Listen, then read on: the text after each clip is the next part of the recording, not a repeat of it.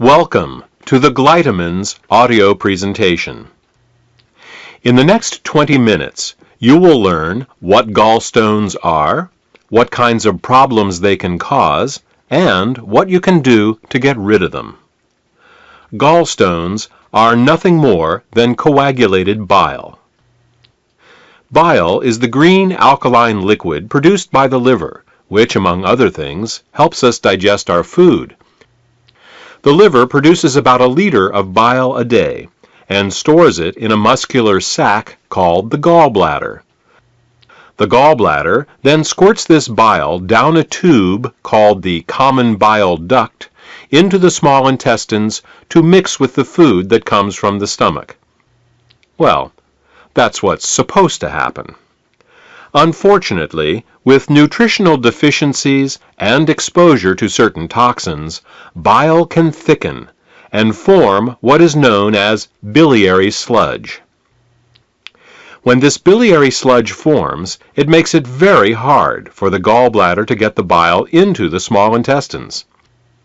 It's like trying to squeeze glue through a straw. It is out of this biliary sludge that gallstones are formed. Gallstones and biliary sludge disrupt the normal flow of bile, causing 3 different types of problems. The first set of problems is related to not getting enough bile into the intestines. The second set of problems occurs when toxins, unable to leave the body through the bile, back up and accumulate in the liver and the bloodstream. The third set of problems occurs when the bile, unable to get into the intestines, backwashes into the pancreas and liver. Let's start with the first set of problems and consider what happens when the bile becomes too thick or full of stones to reach the intestines in required amounts. The first thing that bile does in the small intestine is to neutralize the acidity of the food coming out of the stomach. In order to disinfect and digest the food that we eat, the stomach secretes hydrochloric acid. Did you ever wonder why the stomach doesn't digest itself? It's because the stomach has a special mucus layer that protects it from this hydrochloric acid. But the small and large intestine have no such protection. Instead, they rely on bile. Bile is a very alkaline substance, and when it comes into contact with the acidic food from the stomach, the acids are neutralized. If bile can't get into the small intestine in required amounts due to biliary sludge and gallstones, then stomach acids in the food are never fully neutralized. They can cause acid burns along the entire length of the small and large intestines, all 30+ feet of them. We experience this as indigestion, heartburn, ulcers, and all manner of digestive complaints. In essence, we are digesting our own intestines. The next thing that bile does in the intestine is to emulsify the fats and oils in the food that we eat. Emulsification is the process by which fats and oils are made water-soluble. To understand emulsification, think of soap. It's next to impossible to rinse grease off a dish with just plain water. But if you put a drop of soap on the dish, the grease washes right off. That's because soap is an emulsifier. It's what allows fats and oils to mix with water. Bile is the body's natural emulsifier, and it is what allows us to digest the fats and oils we eat. Without this emulsification process, essential fats, oils, and all the fat-soluble vitamins we eat become very difficult to absorb. Without adequate bile in the intestines, a person can end up suffering from malnutrition, regardless of the quality and/or quantity of the food that they eat. If eating fats and oils gives you indigestion, or if you have difficulty with food absorption, it could be due to biliary sludge or gallstones. The next thing that bile does in the intestines is to stimulate Peristalsis. Peristalsis is the rhythmic wave-like motion of the intestinal muscles that moves the food through our digestive tract. If you don't get enough bile into your intestines, you're bound to be constipated, no matter how much fiber you eat. Some people have the misfortune of experiencing alternating constipation and diarrhea. This can be a very confusing experience, but the cause can be quite simple. Without sufficient bile, the hydrochloric acid-rich, partially digested food just sits in the intestines with no peristalsis. Thus, a person becomes constipated, but at the same time his or her intestines are being burned. When enough acids build up and the intestines can't take it anymore, they purge themselves with a bout of diarrhea. Then, with the acids evacuated, the process starts all over again. If you are experiencing problems with constipation, diarrhea, or both, biliary sludge and gallstones could be the cause. The next thing the bile does as it moves through the intestines is to balance the immune system. When most people think of the immune system, they think of white blood cells floating through the bloodstream. But over 1/2 of the immune system is actually located in the intestines. The job of the immune system in the intestines is much more difficult than that in the bloodstream. Infections only rarely make it into the blood, but every day our intestines are exposed to millions of parasites, bacteria, and fungi. Because the intestinal immune system is continually at war with these microbes, it is much easier for it to become overly aggressive and start to attack our own tissue. What bile does is to regulate the intestinal immune system, helping to prevent it from becoming overly aggressive and causing autoimmune disorders. If you're suffering from a gut-related autoimmune disorder, it may be because of a blockage of bile flow. The last thing that bile does in the intestines is to kill parasites and candida.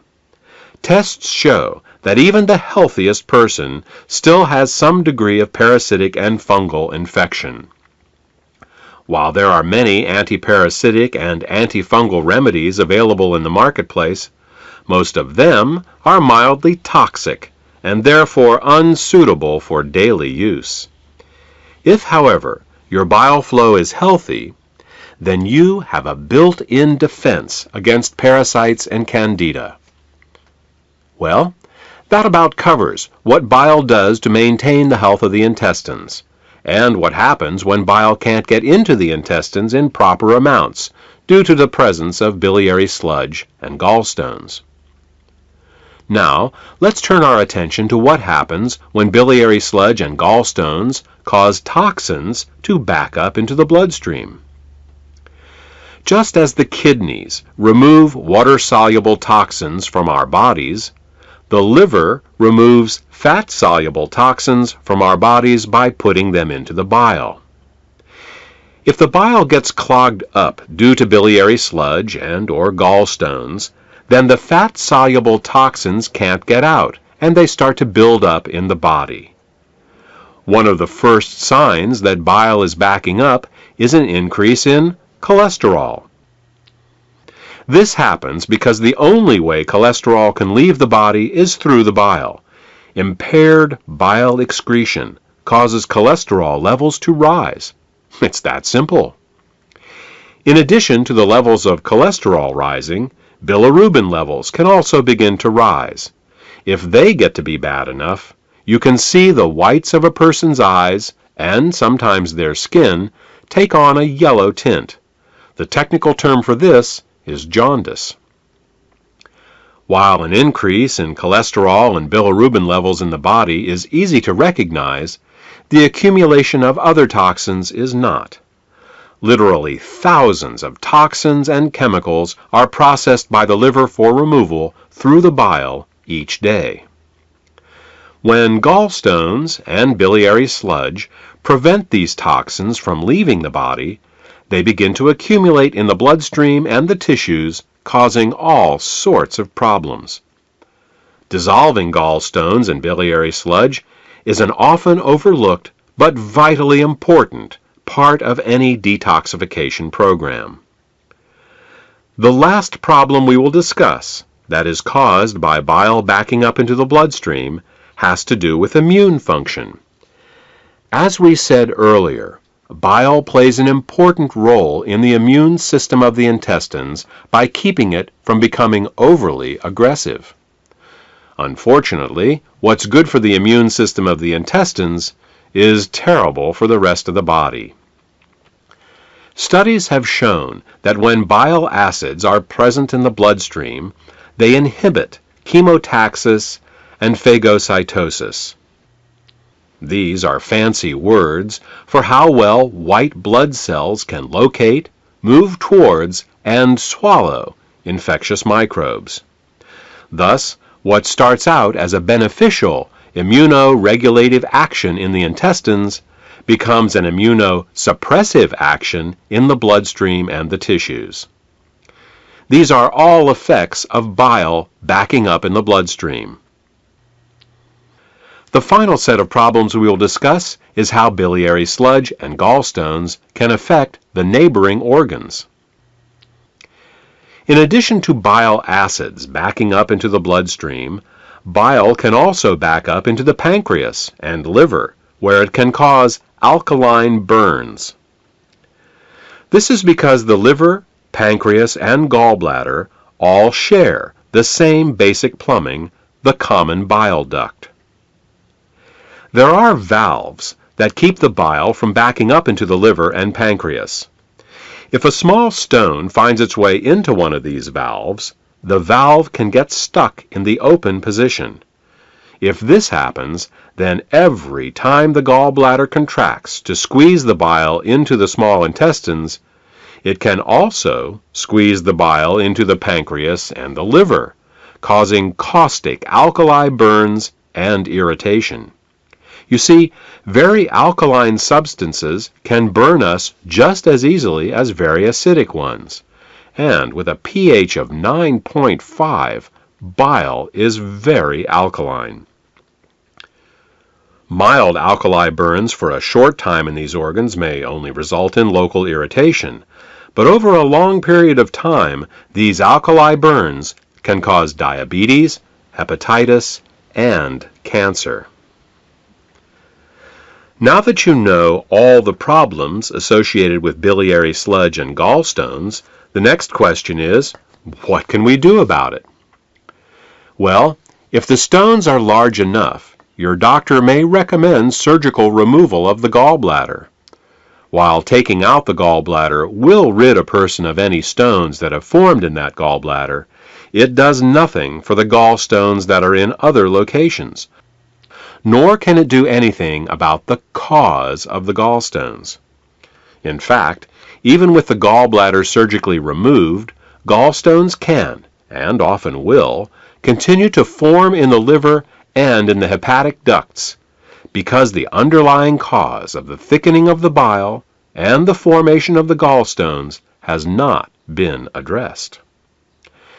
This is why some people who get their gallbladders removed find that their symptoms come back again as new gallstones form in other locations. Moreover, the gallbladder is not a useless organ. Its job is to store bile and only release it when food is present. Without a gallbladder, bile leaks continually into the small intestines in little drips rather than in sufficient amounts when you need it. Think of it this way. Imagine if one day you came home and found that your plumber removed all the faucets in your house. In their place, he just left the pipes, sticking out of the walls, slowly dripping water. Without the faucet's ability to control water flow, not only would you be wasting water when you didn't need it, but you wouldn't be able to get enough when you did. Surgically removing the gallbladder is exactly like removing the faucets from your house. Another option is to do something called a liver gallbladder flush. This typically involves drinking water with Epsom salts for several hours to relax the gallbladder, and then drinking a glass of olive oil mixed with lemon juice. While this flush will often result in hundreds of small green stones going into the toilet the next day, up to 12 of these flushes is usually needed to get all the stones out. And no matter how many flushes you do, 2 weeks after your last flush, you're back to making more biliary sludge and gallstones, because again, the cause of these problems was not addressed. We said at the beginning of this presentation that the causes of biliary sludge and gallstones were nutritional deficiencies and toxicity.